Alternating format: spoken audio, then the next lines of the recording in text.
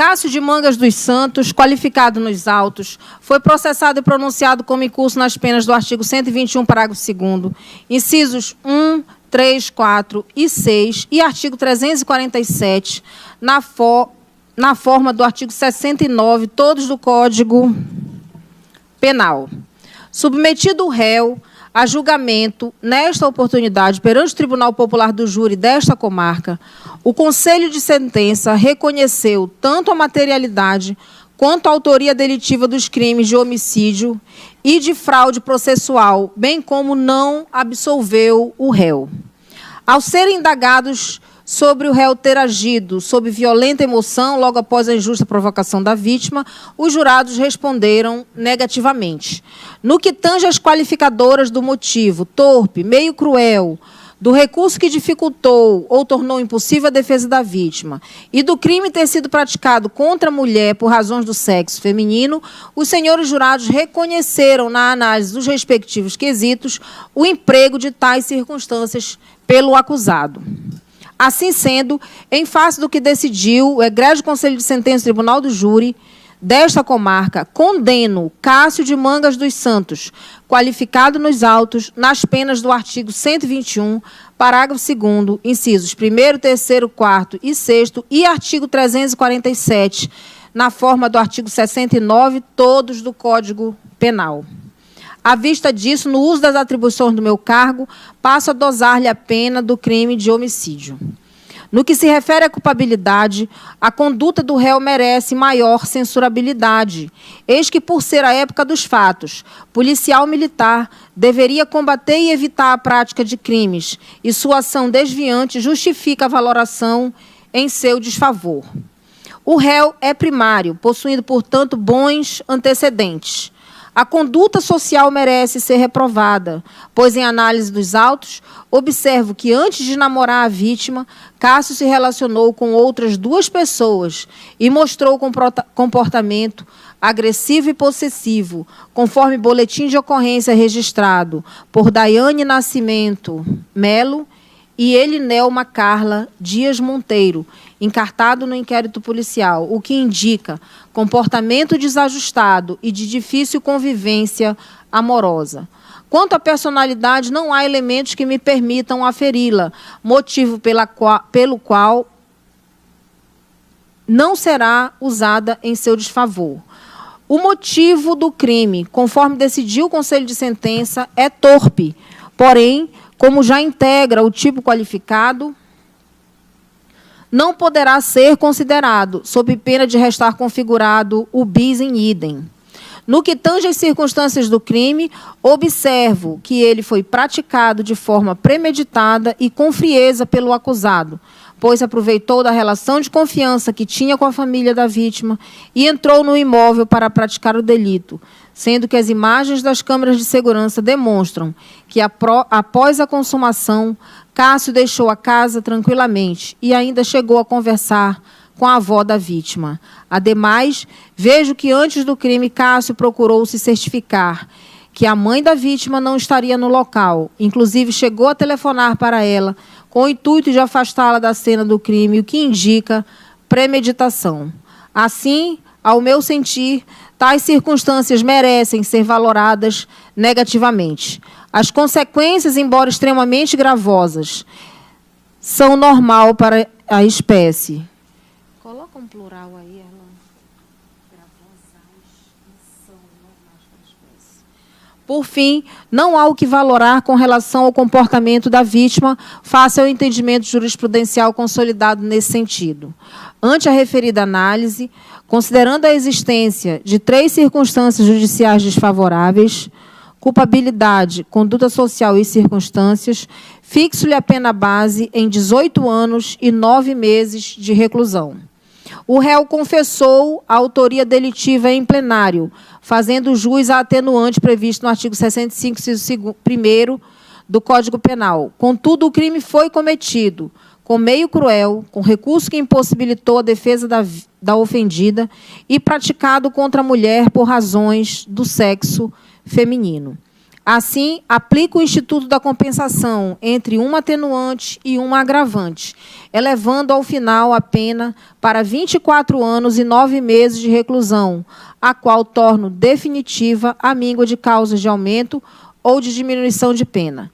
Quanto ao crime de fraude processual, a culpabilidade foi superior para a espécie, pois era policial à época dos fatos.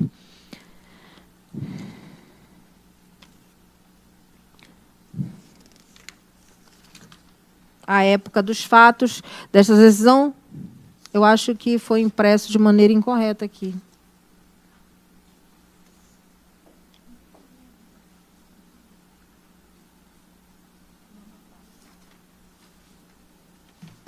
Só um minutinho, doutores. Faltou uma parte, Shirley.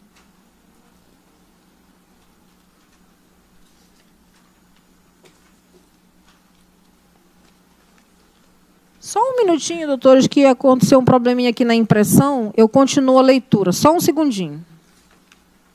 Leitura, pedindo desculpa pelo probleminha aqui na impressão. Quanto ao crime de fraude processual, a culpabilidade foi superior para a espécie, pois era policial militar à época dos fatos, sendo que sua função era combater crimes e não praticá-los. Os antecedentes e a personalidade não serão considerados. A conduta social merece ser reprovada, razão pela qual usarei os mesmos fundamentos expostos na dosimetria do crime anterior, pois trata-se de condição pessoal do acusado. O motivo do crime foi torpe, eis que o acusado teve a intenção de esconder o cometimento de um crime hediondo praticado por ele. Contudo, por ser agravante de pena, deixe para valorar na segunda fase da dosimetria. As circunstâncias e as consequências do crime não serão valoradas em seu desfavor, bem como o comportamento da vítima. A considerar que 2 circunstâncias judiciais foram reconhecidas como desfavoráveis, culpabilidade e conduta social, fixo a pena base em 8 meses e 6 dias de detenção e 98 dias multa. Inexistem atenuantes de pena. Todavia, o motivo do crime foi torpe, incidindo o agravante previsto no artigo 61, inciso 2º, a linha A do Código Penal. Assim, passa a pena a ser fixada em definitivo em 11 meses e 21 dias de detenção e 156 dias multa, eis que não existe causa de aumento ou diminuição da reprimenda. Do somatório das penas aplicadas. Nos termos do artigo 69 do Código Penal, soma as penas aplicadas, chegando-se ao montante de 24 anos e 9 meses de reclusão, bem como a 11 meses e 21 dias de detenção e 156 dias multa, devendo ser executada primeiramente a pena de reclusão e depois a de detenção. Com base no artigo 33, parágrafo 2º, linha A do Código Penal, fixo para o réu regime fechado para o início do cumprimento da pena. A pena de multa irrogada ao apenado, tá? Tá, aos...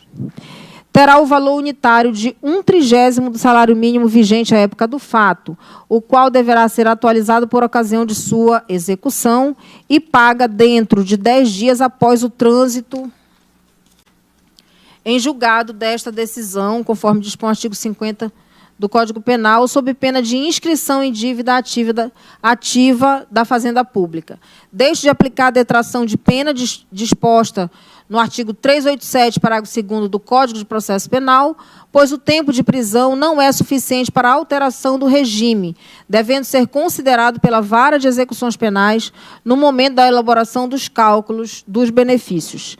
Nego ao réu o direito de recorrer em liberdade desta sentença, pois os motivos que ensejaram sua prisão preventiva continuam presentes. Em caso de recurso, espeça-se carta-guia de execução provisória.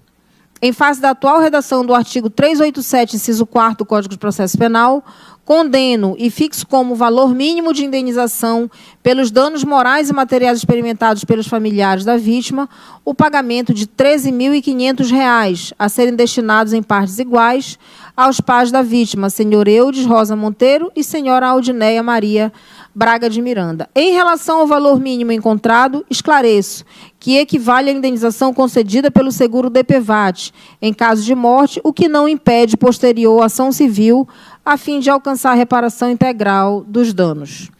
No tocante à perda do cargo de policial militar, embora haja menção de que o acusado foi expulso da corporação, Tal informação não consta oficialmente nos autos, de modo que, nos termos do artigo 92, inciso 1º-B do Código Penal, tendo a pena aplicada ao sentenciado sido superior a 4 anos, declaro a perda de seu cargo. Ressalto que a gravidade em concreto do crime evidencia a periculosidade e o despreparo emocional do réu, o que implica na notória incompatibilidade para exercer a função essencial para a manutenção da paz e segurança social.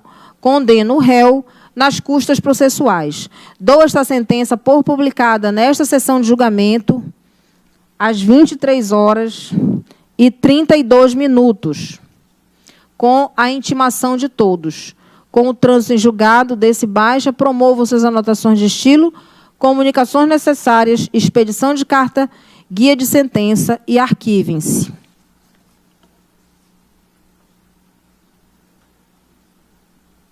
Algum requerimento a ser consignado na ata, doutores? Excelência, eu teria um requerimento a fazer. Como Vossa Excelência confirmou a perda do cargo na sua sentença e ele está condenado a 25 anos e 9 meses no total, eu peço venha a esse douto juízo que ele seja transferido para a penitenciária, uma vez que ele foi expulso da Polícia Militar e Vossa Excelência concedeu a perda de cargo para que ele não fique mais no centro de custódia e sim na penitenciária em regime fechado. Esse pedido, doutor, se o senhor quiser, eu posso consignar, mas não cabe a mim essa decisão, e sim ao juízo da execução penal. Eu gostaria que Vossa Excelência consignasse, Excelência, por favor. Eu vou simplesmente dizer que não cabe a mim. Pois não. Sim ao juízo da execução. A senhora envia ao juiz da VEP. Algum outro requerimento a ser registrado, doutores? Todas as alíneas. Recebo o recurso, eis que tempestivo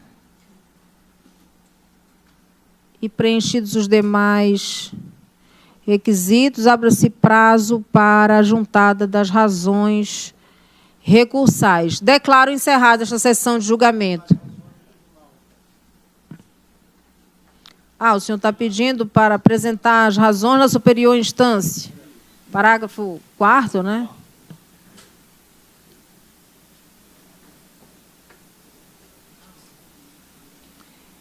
Declaro encerrada esta sessão de julgamento.